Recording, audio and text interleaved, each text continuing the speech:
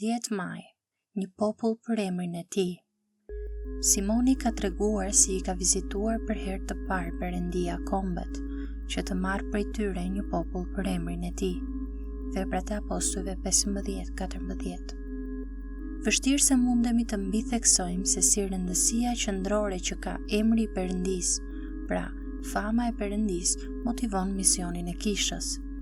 Kur Pjetrit ju kthye bota kokë poshtë nga vegimi I kafshëve të papastrat e Veprat e Apostujve 10 dhe nga mësimi që Perëndia I dha për ungjillizimin e jo hebrejve dhe të judejve gjithashtu, ai u kthye në Jeruzalem dhe u tregoi apostujve që e gjithë kjo ndodhi për shkak të zellit që Perëndia ka për emrin e tij.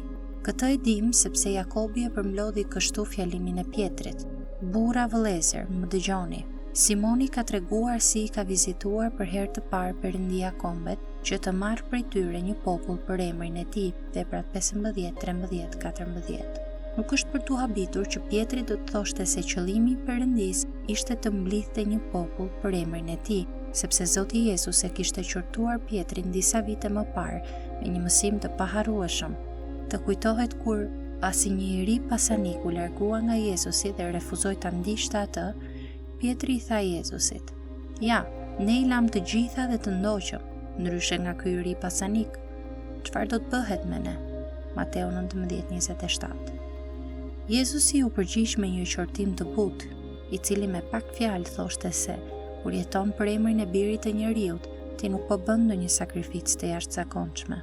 Ndaj ai tha: "Dhe kushdo që ka lënë për hir të emrit tim, shtëpi ose vëllezër ose motra, ose atë ose nën, ose grua ose bi, ose ara, do të marrë 100 fish dhe do të trashëgoj jetë të përjetshme." Mateu 19:29.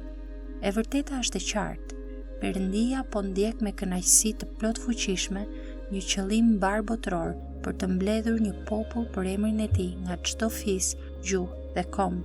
Zbulesa 5:9-7:9. Ai ka një entuziazëm të pashtershëm për famën e emrit të tij mes kombeve. Prandaj, kur ne I sjellim ndjenjat tona në përputhje me këtë të vërtetë dhe për hir të emrit të tij, heqim dorë nga përpjekja jonë për famën dhe rehatit tona në botë dhe I bashkohemi qëllimit të tij global, atëherë përkushtimi I gjithë pushtetshëm I Perëndisë ndaj emrit të tij shpaloset si një flamur para nesh, dhe ne s'mund të humbasim, edhe nëse do të na duhet të kalojmë përmes shumë mundimeve. Veprat 14:22, Romakëve 8:35-39.